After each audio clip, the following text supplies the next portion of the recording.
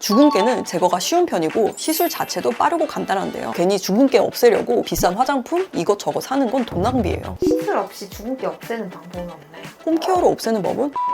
주근깨는 멜라닌 색소가 피부 표피층에 모여 생긴 색소 질환이에요. 아주 얕은 층에 위치한 색소기 때문에 레이저로 쉽게 제거가 가능한데요. 레이저로 표피의 색소를 태워서 딱지를 앉게 만들고 이 딱지가 떨어지면서 색소와 함께 탈락을 합니다. 주근깨를 제거할 때 사용하는 기기로는 아꼴레이드, 리파, 루비 레이저 등이 있습니다. 보시면 이 사진이 주근깨 레이저를 1회만 받으신 분의 모습인데 어때요? 한 번만으로도 효과가 확실하죠? 피부 상태에 따라 다르긴 하겠지만 보통 1회로도 눈에 띄게 주근깨가 제거가 되고 많아도 3회 안쪽으로 제거가 될 만큼 쉬운 편에 속합니다. 시술 받고 나면 딱지가 바로 생겨요? 피부 상태나 레이저 강도에 따라 다르지만 보통 시술 후에 바로 딱지가 앉고요. 길어도 하루 이내에 대부분 딱지가 생깁니다. 간혹 레이저를 받은 부위인데 딱지가 안 생기는 경우가 있어요. 이거는 색소가 깊은 층에 위치한 경우에 레이저가 거기까지 도달을 못한 경우예요. 딱지가 생기지 않았다고 해서 효과가 없는 건 아니니까 안심하셔도 됩니다. 시술 없이 주근깨 없애는 방법은 없나요? 주근깨가 생기기 전이라면 선크림을 잘 발라서 예방하면 되긴 하는데 안타깝게도 생긴 이후라면 홈케어로 없애는 법은 없습니다. 그래서 괜히 주근깨 없애려고 비싼 화장품 이것저것 사는 건 돈 낭비예요. 그럼 비싼 미백 화장품 사느니 피부과에 레이저 한 번 받으시는 게 훨씬 효과적입니다. 부작용은 없어요? 주근깨 레이저의 부작용으로는 화끈거리거나 붉음증이 나타날 수 있는데요. 화끈거림의 경우 보통 수시간 안에 가라앉고요. 붉음증은 2, 3일 후에 가라앉습니다. 대부분 자연스럽게 없어져요. 눈 주변 부위를 시술했을 경우에는 눈이 충혈되는 경우도 있는데 이것도 시간이 지나면 괜찮아지니까 너무 걱정하지 않으셔도 돼요. 간혹 드물지만 물집이 생기는 경우도 있는데 이런 경우에는 병원에 바로 연락하셔서 내원하신 다음 드레싱을 받으시는 게 좋습니다. 주근깨는 제거가 쉬운 편이고 시술 자체도 빠르고 간단한데요. 하지만 시술 자체뿐만 아니라 시술 후 관리가 결과의 80% 이상을 차지할 정도로 정말 중요해요. 비싸게 받은 레이저 시술인데 어렵지도 않은 후 관리 때문에 재발하거나 부작용이 생기는 경우는 피해야겠죠. 제가 레이저 후 꼭 해야 할 3가지 그리고 절대 하면 안 되는 3가지 알려드릴게요. 레이저 시술 후 꼭 해야 할 첫 번째는 재생 관리입니다. 우리가 레이저를 쏴서 주근깨가 있는 부분에 딱지를 앉게 했잖아요. 즉 상처가 생긴 상태라는 말인데 이 부위가 상피화, 즉 피부의 겉껍질이 정상적으로 다시 형성될 때까지는 재생연고, 듀오덤 등을 통해 잘 보호해줘야 합니다. 이때 상피화가 됐는지 확인하는 방법은 딱지가 자연스럽게 떨어지고 해당 부위를 살짝 문질렀을 때 따가움 없이 맨들맨들한 느낌이면 상피화가 됐다고 보시면 됩니다. 그렇다고 너무 세게 문지르시면 안 됩니다. 보통 시술하고 나서 딱지가 조기 탈락할 것 같은 부위에는 듀오덤을 붙여드리는데요. 이 듀오덤은 답답하시겠지만 최소 2주는 그대로 두시는 게 좋습니다. 레이저 후에 꼭 해야 할 것 두 번째는 바로 보습인데요. 사실 이게 제일 중요합니다. 세안하실 때는 약산성 클렌저를 거품 많이 낸 다음에 그 거품으로만 살살 세안해주시고 보습 크림을 적당히 얇게 여러 번 발라주시면 되는데요. 이때 너무 과한 보습을 할 경우에는 딱지가 불어서 빨리 떨어질 수도 있기 때문에 주의하셔야 합니다. 마스크팩 같은 것도 재생에 도움이 되나요? 마스크팩은 안 하시는 게 좋습니다. 말씀드린 것처럼 딱지에 너무 많은 수분은 오히려 딱지를 불게 만들고 떨어지기 쉽게 만들어요. 그냥 수분크림, 재생크림 등 얇게 발라주시는 게 좋습니다. 그리고 시술하신 다음에는 너무 진한 화장은 피하시라고 말씀드리는데요. 솔직히 화장은 큰 문제가 아닌데 클렌징이 힘들어서입니다. 진하게 한 화장을 지우기 위해서는 이중 세안을 하고 클렌징이 잘 되는 제품으로 좀 꼼꼼하게 씻으려고 할 텐데 이게 자극도 될 뿐더러 이 과정에서 딱지가 떨어질 수 있어요. 그래서 진한 화장은 안 하시는 게 좋습니다. 시술 후 꼭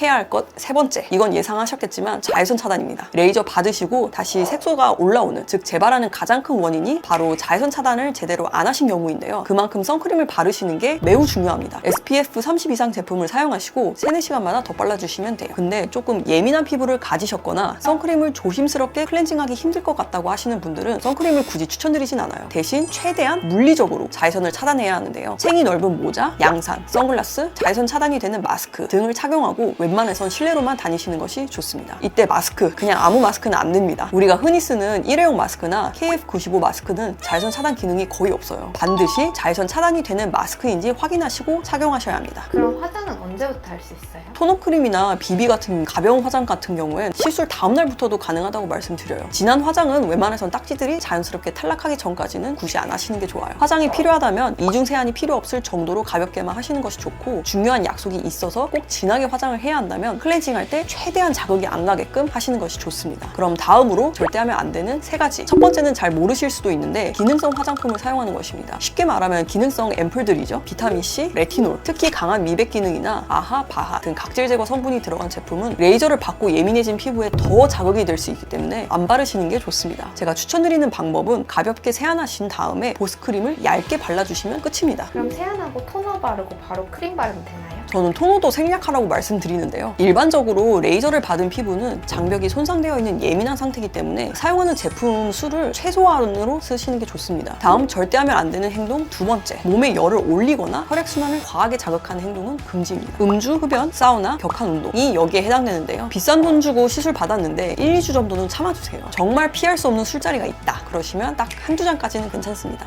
하지만 그 이상은 안 돼요. 자, 마지막은 억지로 딱지를 떼는 행동입니다. 솔직히 거슬리기도 하고 보기에도 안 좋고 해서 떼려고 하시는 분들이 있어요. 그리고 자는 동안에 가려워서 나도 모르게 긁는 경우가 있거든요. 이거 조심하셔야 합니다. 이 딱지 아래에선 피부가 열심히 재생하고 있는 중인데 이걸 억지로 떼내버리시면은 흉터가 질 수 있어요. 그럼 색소 침착이나 흉터가 남을 수 있으니까 꼭 자연스럽게 탈락하도록 냅두세요. 마찬가지로 물리적으로 각질을 제거하는 스크럽, 즉 마찰을 일으키는 행동도 금지입니다. 자다가 막 모르고 만져서 딱지가 떨어지면 어떡해요? 그렇게 딱지가 조기 탈락한 경우에는 듀오덤이나 여드름 패치 같은 것들을 붙여서 해당 부위를 보호해 주시는 것이 좋습니다. 오늘은 이렇게 주근깨 레이저 후에 해야 하는 것과 하지 말아야 할 것에 대해 말씀드렸는데요. 보면 전부 비슷한 이유 때문이죠. 딱지가 자연스럽게 떨어지기 전까지 인위적으로 떼어지게 하는 행위 절대 금지. 이러면 비싸게 받은 레이저 효과 못 볼 수도 있어요. 오히려 색소 침착, 재발 등 부작용이 발생할 수도 있으니까 제가 오늘 한 이야기 잘 기억하시고 올바른 홈케어로 깨끗하고 밝은 피부 얻으시길 바랄게요. 주근깨 레이저 시술에 대해 더 궁금한 점 있다면 아래 댓글로 남겨주시고요. 저한테 직접 상담 받고 예약하고 싶다면 카카오톡 상담하기로 연락주세요. 그럼 지금까지 빛나는 피부 닥터 영이었습니다. 안녕.